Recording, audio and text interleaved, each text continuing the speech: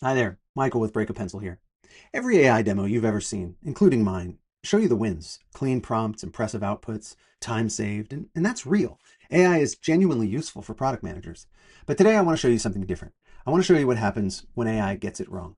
Not hallucination wrong, where it makes up a fact or cites a source that doesn't exist. That's pretty easy to catch. I'm talking about strategically wrong, the kind of wrong that looks completely right, well structured, well reasoned, confident, but pointed in the wrong direction. And this matters if you're a product leader because one of the biggest risks with AI isn't that it gives you nonsense, it's that it gives you something polished and plausible and your team acts on it. Let me show you what I mean. So to start with, I'm going to do something different from how you usually see AI demos. I'm going to give it very good context, not a lazy prompt, not a vague question. Thorough, realistic, the kind of thing a thoughtful product manager would actually provide. Here's the scenario. You're a product manager at a B2B SaaS company. You need to make a strategic recommendation. Should the company invest next quarter in expanding into mid-market or doubling down on enterprise? I've put together a solid context package. You're advising a B2B SaaS product team. Okay, we have enterprise is 70% and 30% of ARR, 30% for mid-market.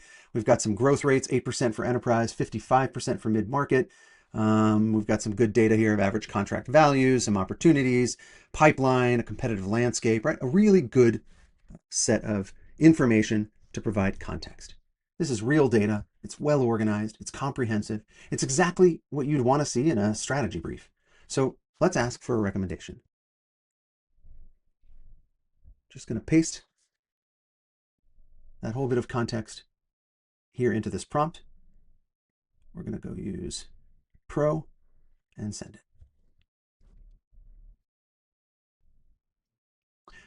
This is a classic cash cow versus star strategic decision. Okay, it doesn't work if you stick with status quo. Invest resources in expanding mid-market. Okay, enterprise pays the bills today. It's effectively a maintenance segment. Mid-market's your growth engine. All right, excellent. What do we got here? Rationale, velocity versus value, 120. So comparing sales cycle times. You're fighting a trench war against a dominant incumbent in enterprise. It's a classic red ocean versus blue ocean strategy. Okay, this is just good and really good and polished. The logic seems sound. Every step follows from the data I gave it. And a junior product manager would take this to their skip level with confidence. It looks like a great strategic analysis, but I wouldn't. And here's why. Number one, it treats all data points as equal weight. That 45% mid-market win rate looks like room for improvement. Invest more and the win rate should climb, but I was in those deals. 3 of our 7 mid-market wins came from a single channel partner who is now being acquired. That win rate is about to drop, and no amount of investment will change that. AI sees the number. I know the mechanism behind the number. Number 2, it defaults to the common playbook. Mid-market expansion with a high growth rate, that is a classic B2B SaaS move. AI is essentially recommending what the textbook says to do with this data profile. Any consultant would say the same thing. But our enterprise position isn't relatively uncontested for structural reasons. It's because our biggest competitor just botched their enterprise platform migration.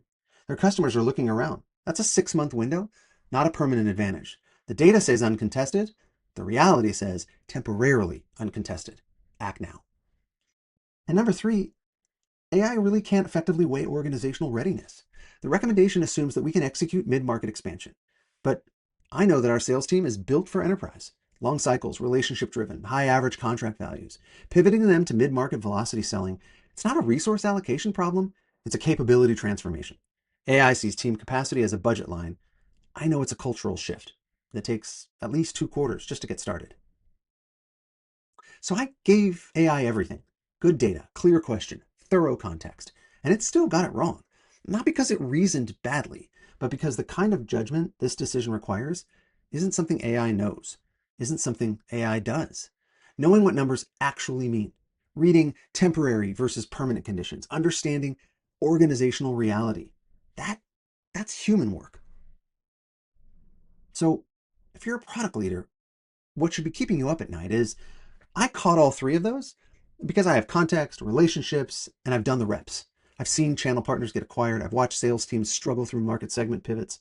I've learned to read competitive windows. But what happens when your most junior PM gets the same output? They don't catch it. Not because they're not smart, but because they haven't lived it yet. And that's not an AI problem. That's a team capability problem. Most teams treat AI output the same way. regardless of who produced it. But a PM with 7 years of experience and a PM with 7 months of experience need very different levels of scrutiny on AI-generated strategic work. So the question is, how do you, as a product leader, build a practice where your whole team applies appropriate judgment, not just the senior people? Here's what I'd roll out to my team. 3 questions every PM asks before acting on AI-generated strategic output. Question 1, what's behind the numbers? AI treats data at face value.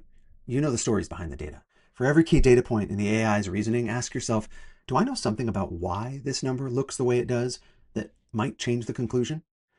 And here's the development angle. If a PM can't answer that question, that's not an AI problem. That tells you they don't understand or know their business well enough yet. So now you have a coaching conversation, not a tool conversation. Question 2, is this the textbook answer or is it my answer? AI defaults to common patterns and established playbooks. That's how it's been trained. That's useful as a starting point, but your situation is unique. It's specific. Where is this recommendation saying something any consultant would say versus something that accounts for your actual competitive position, your timing, your organizational reality? And question 3, what's the cost of being wrong? Not every AI output needs heavy scrutiny. A draft email, skim it. A meeting summary, light review. A strategic recommendation that determines where you invest next quarter, that needs your full judgment. Match the depth of your review to the consequence of the decision. So here's the team level move. As a product leader, you introduce these 3 questions as standard practice, not a form, not a checklist that gets ignored, a shared vocabulary. Your junior PMs internalize the habit. They start asking these questions reflexively. Your senior PMs model what good answers look like in stand-ups, in reviews, in the hallway. Over time, what you've built isn't a process, it's shared judgment. The team develops a collective sense for when to trust AI and when to override it. Individual brilliance doesn't scale to team capability, but shared practice does. So, your assignment this week, take the last piece of AI-generated strategic output that you accepted without question and run it through these 3 questions.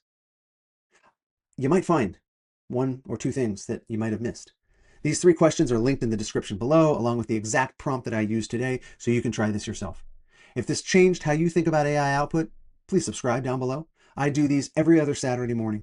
And if you want to build systematic AI capabilities across your entire team, check out my Maven course or reach out directly for private team training. Links below in the description. Thanks for watching, and as always, break a pencil.